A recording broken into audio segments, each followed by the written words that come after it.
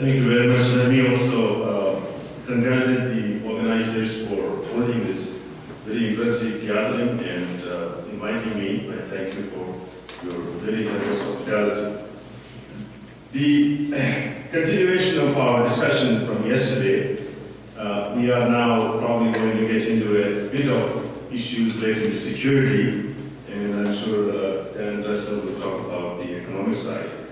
As the 21st century advances into the second decade, international politics is in major flux.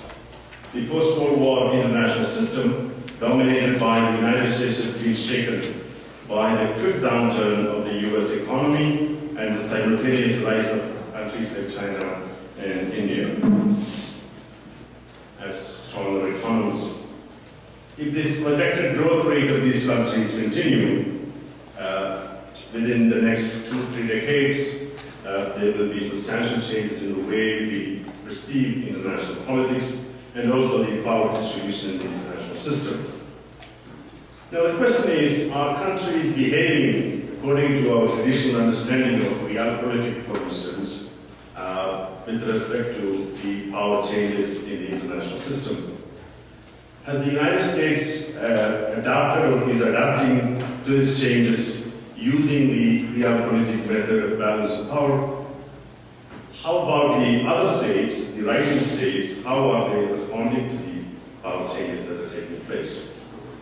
I argue that the rising powers in the United States have calibrated their security strategies in this new era.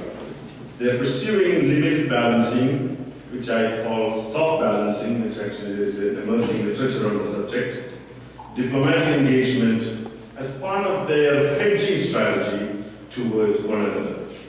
They're resorting to hedging as a way to deal with the power transition problem without actually resorting to hard balancing, which require military buildup and formal alliance formation.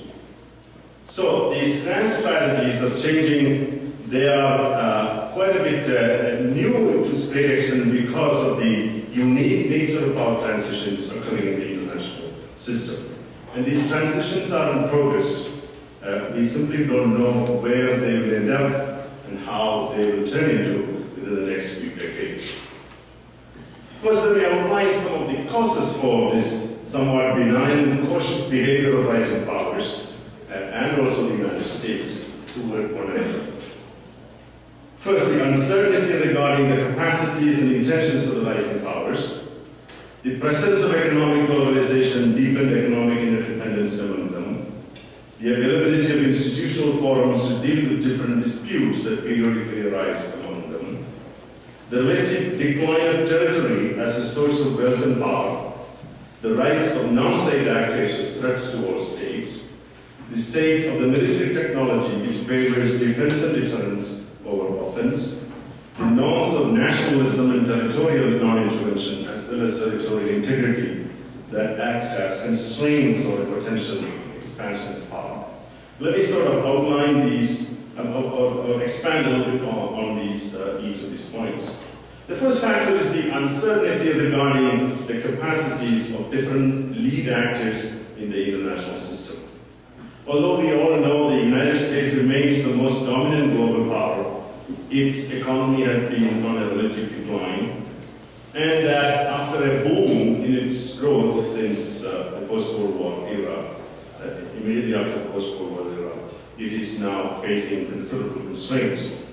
As I mentioned, this gross domestic product of countries like China and India are growing at the rate of 8 to 9% annually, and that means substantial changes are going to take place in the way countries look at the world and their economic postures.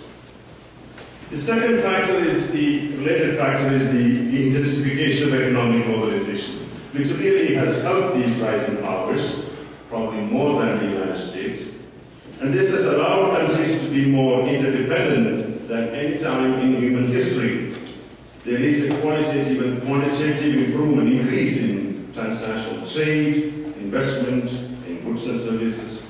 And so the expansion of this socio-economic realm also one can see that the major changes taking place on a global scale, and countries are affected by So in other words, coercive sanctions using military force have become very difficult to apply in this globalized era. This, to some extent, is consistent with the liberal theory, which suggests that greater the economic interdependence, the lower the chance of war among them. And therefore, countries have to be a lot more cautious in how they relate to each other. The relative decline of territory as a source of wealth creation is a very important factor that we often forget. Because if you look at historical wars, major power wars, most of them were over territorial expansion. Territory is definitely important for emotional or nationalistic reasons. It has declined as a source of wealth generation for much of the world. I'm not saying for all the world, but definitely in most part of the world. Key minerals such as oil and gas are a source of wealth. Countries can be richer through national strategies that devote resources to human development and export-driven policies. And the East Asian states have proven that what you call a trading state model can bring up standards of living rather quickly. Acquiring new territory for mercantilist reasons thus has lost much of its meaning. Countries are ever more reluctant to engage in warfare to acquire new territories, as colonial European powers did until the mid-1900s. Control of others' territories today is indirect and subtle.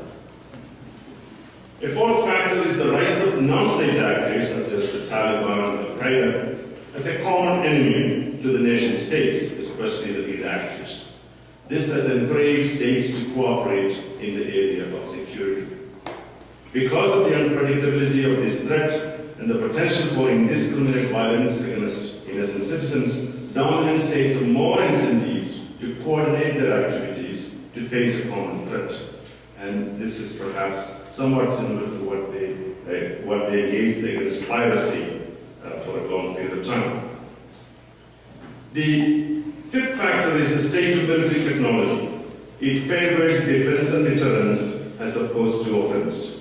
The nuclear revolution started the process, but there are a number of defensive technologies that have emerged over the past 5 decades or so that have made aggression costly. In the past, balance of power coalitions were created as states feared for their existential security.